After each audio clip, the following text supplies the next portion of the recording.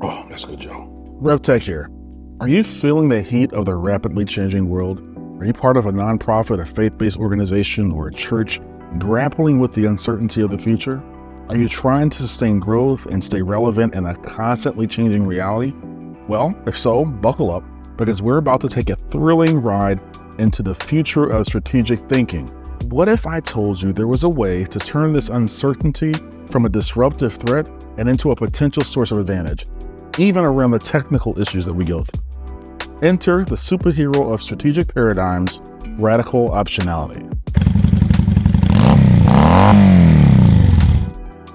We're talking about a concept called radical optionality.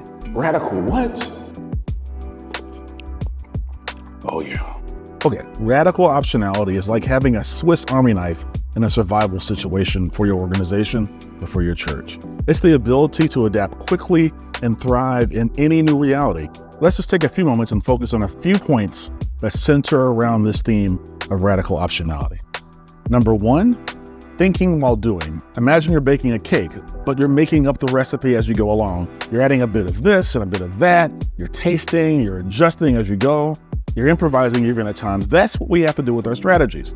It's not just about spending years planning and preparing and writing and reviewing and implementing a strategic plan. No, it's about thinking about what to do and then taking a chance on doing it right now. We have to think and do at the same time. It's like being a chef and a great taster all at once. Number two, creating optionality or creating options. It's like having a backpack ready for any kind of weather: rain, shine, snow, or wind. You've got an umbrella, you got a sun hat, you got a warm coat, you got boots, and there's a cool breeze and some rain ready to go. We have to be ready for anything that comes our way in our organizations and our churches. We need to have lots of different plans ready to go. That means we're already thinking about those plans and even have some executables wrapped around them so that we can pick the best one when we need it. It's like having a magic backpack for our organization. Number three, exploring while exploiting.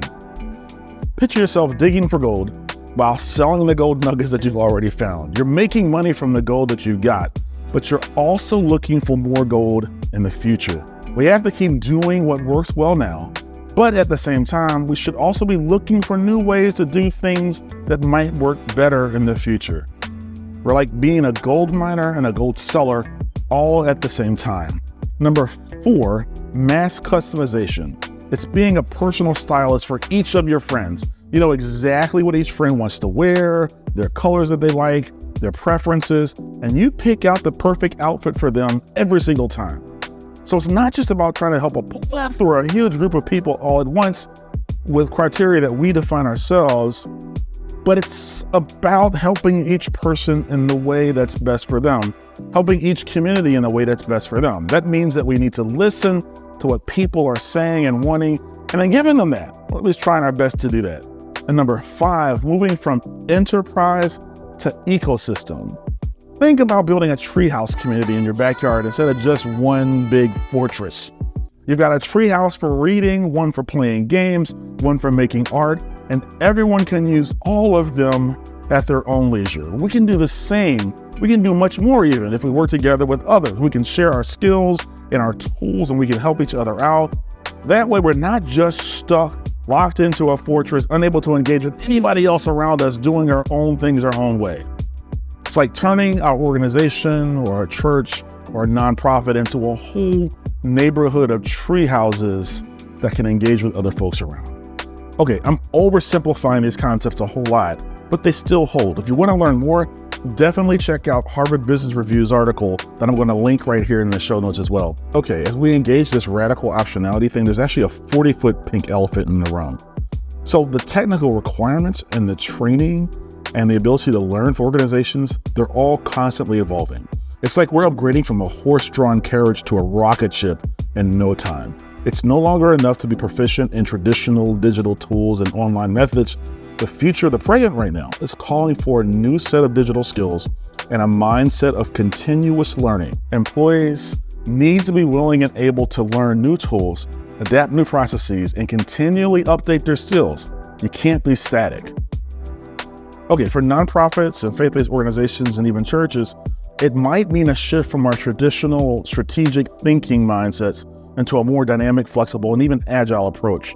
Oftentimes, we'll go through a formation process for preparing for a strategic plan, doing a strategic plan, reviewing the strategic plan, and then implementing it. And that might take the course of 3 or 4 years.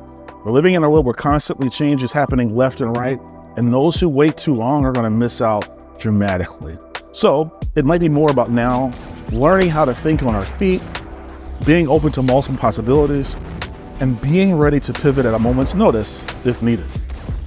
A faith-based organization might consider multiple worship formats to cater to different demographics and preferences. They may have traditional in-person services 1 day a week. They may have online experiences. They may have small group experiences. They may even consider having services at a place that doesn't even look remotely like a church, like a coffee shop or even a bar, might seem. It's about creating optionality in the way that you can connect with your community in a way that's relevant and matters to them.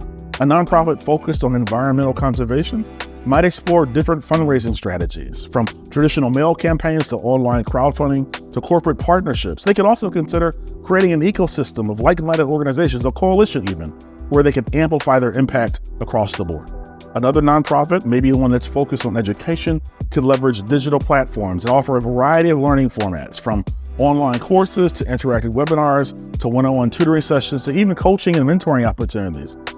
It's about having a mass customization, tailoring your offerings to the unique needs of each type of learner so that they can all be successful and you can be successful with your constituents. In this new era of strategy, the winners are going to be those who can adopt quickly, who can keep multiple options open, and who can tailor their offerings to the needs of their constituents. Remember, the only constant is change, or as it's oftentimes said, change is the only thing that remains the same. And the ability to adapt is our ultimate superpower. So let's embrace radical optionality. Let's embrace the concept of having radical options in how we engage and how we work and how we strategically think and implement.